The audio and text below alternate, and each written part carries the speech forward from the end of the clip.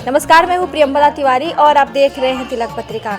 आज हमारे साथ महंत जी हैं, उनसे हम जानेंगे कि नौतपा क्या होता है और नौतपा के बाद ही इतनी भीषण गर्मी क्यों हो रही है। नौतपा देखिए, इस वक्त ये नौतपा दिया गया है, इसका नाम सूर्य जो है ये जब पृथ्वी के नगीच आता है तो ताप बढ़ती है।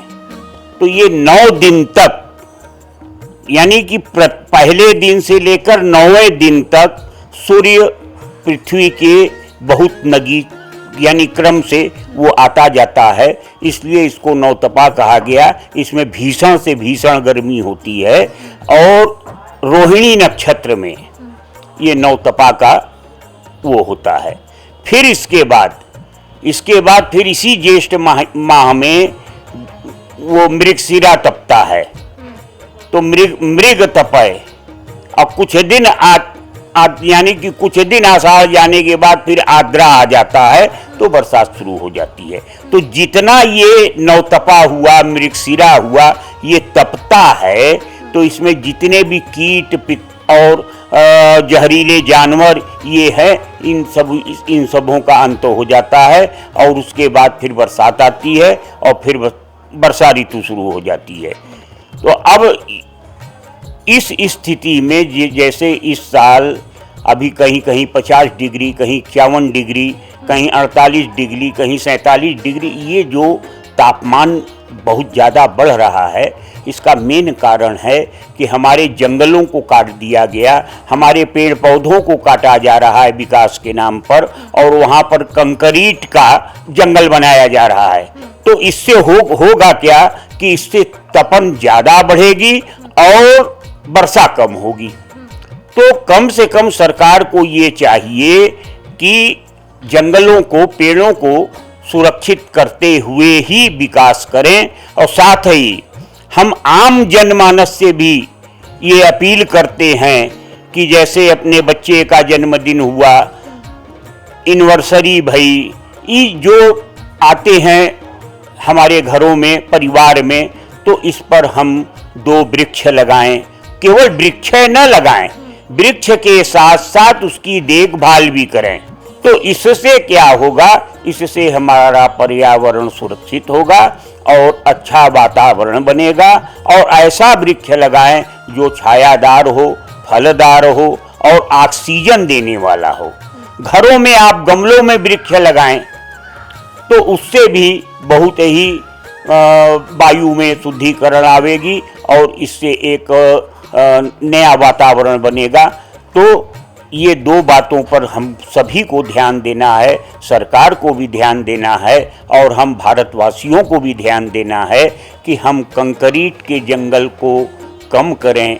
और ये जो हमारी हमको विरासत में पुराण काल से मिली है, पेड़ पौधा, वृक्ष, पहाड़, जंगल, नदियाँ, तो इन सभी का संरक्षण करते हुए हम आगे विकास करें। इसी में हम सबका कल्याण है। नौतपा से क्या क्या नुकसान होंगे और क्या क्या फायदे होंगे? देखिए, नौतपा में बहुत नुकसान होगा। ज़्यादा अगर ये तप गया तो लोगों की मृत्यु हो जाएगी, हैजा हो जाएगा, कालरा हो जाएगा, तो अनेक प्रकार की बीमारियां भी इस गर्मी से उत्पन्न होगी। और ये अभी तो ये 9 दिन तपेगा, इसके बाद फिर मृग तपेगा। तो ये जो इस वक्त का ये काल चल रहा है, ये बहुत भीषण काल है। इसमें हम सभी को सुरक्षित रहना है। तो हम कैसे सुरक्षित रहें? नींबू पानी का सेवन करें, बर्फ़ का सेवन न करें, क्योंकि बर्फ़ में एक उससे उल्टा उसका असर होता है। हम गगरी का पानी पिएं, झंझड़ का पानी पिएं, कुआं का पानी पिएं, फ्रिज का भी पानी न पिएं, क्योंकि ये ठंडा गर्म से स्वास्थ्य गड़बड़ हो जाएगा। तो नौतपा में हम सभी को बहुत चेतावनी बरतनी चाहिए। घर के बाहर जब बहुत ज़रूरी हो तो जाएं, तो मुख को, अपने कपड़े को, इन सभी चीज़ों को ढक कर जाएं। और इस प्रकार से आम का पन्ना हुआ, नींबू का शरबत हुआ, पेयजल का ज़्यादा से ज़्यादा सेवन करें। और भोजन पर कम खाएं भी तो तेल मसाला इत्यादि न खाएं, फल फूल इन सभी चीज़ों का सेवन करें, क्योंकि ये बहुत ही आपत्तिकाल है, इसमें बहुत सजग रहना है, अपने बच्चों को सजग करना है कि वो बाहर की चीज़ें न खाएं और इस नवतपा में और मृगशिरा में बहुत ही सावधानी बरतें, जिससे हम स्वस्थ रहें और सभी स्वस्थ रहें। नौतपा से फायदे भी कुछ होंगे, उनके बारे में बताइए। नहीं, देखिए, इससे फायदा भी है। जितना तपेगा तो हमारी धरती जो है तप के, तो उसके जितने जीवाणु हैं, कीटाणु हैं, ये मर जाएंगे। तो जब ये मर जाएंगे, जब बरसात आवेगी, जब बरसात होगा तो वो धरती हमारी जो है वो उपज बढ़िया करेगी, अच्छा उपज करेगी। तो इससे हमारे कई फायदे भी हैं और कई नुकसान भी हैं। भगवान सूर्य को कि मतलब कैसे हम पूजा करेंगे तो थोड़ा शांत हो सके, नौतपा थोड़ा कम करें? नहीं, देखिए, ऐसा है कि सूर्य तो तपेंगे ही। वो अगर न तपें, काम नहीं चलेगा, तो उनको तपना भी चाहिए। रविवार सूर्य का दिन है और उनकी आराधना करना चाहिए। और आराधना करने से, क्योंकि सूर्य जो है वो रोग इत्यादि का शमन भी करता है और सूर्य बहुत ही वो हमको एक ऊर्जा देता है। तो हम सूर्य की बहुत सी ये महात्मा लोग इस सूर्य के किरणों का से ग्रहण करते हैं। जैसे सूर्योदय से लेकर सूर्यास्त तक बैठ जाते हैं घाम में और तपस्या करते हैं, तो ये हमको ऊर्जा देता है। जैसे सूर्य जिस वक्त सूर्य निकलता है, तो जब तक उसकी लालिमा है, तो उस लालिमा का जो ग्रहण करता है, तो हमारे अंदर के जितने भी बैक्टीरिया हैं, इनको वो मार देता है और हमको एक अच्छा स्वस्थ जीवन मिलता है।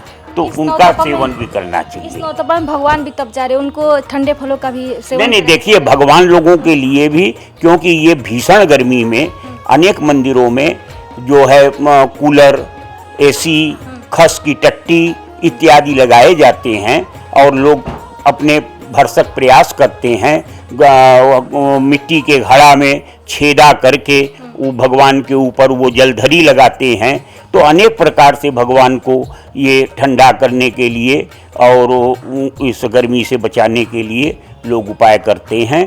और भगवान के नैवेद्य में भी फल है, दूध है, फल है, शरबत है और ये सत्तू है इत्यादि का भोग अर्पण करते हैं कि भगवान को भी, क्योंकि भगवान को, देखिए, भगवान हैं क्या, जिस प्रकार से हमारा परिवार है, उसी तरह हम जब भगवान को अपने परिवार का एक सदस्य मान के चलेंगे, तो वो भगवान हमारे परिवार का हमारा रक्षा करेंगे और हमारी अनेक प्रकार की जो भी कष्ट है उसको दूर करेंगे, हमको सुख समृद्धि ऐश्वर्य देंगे और आत्मा को शांति मिलेगी।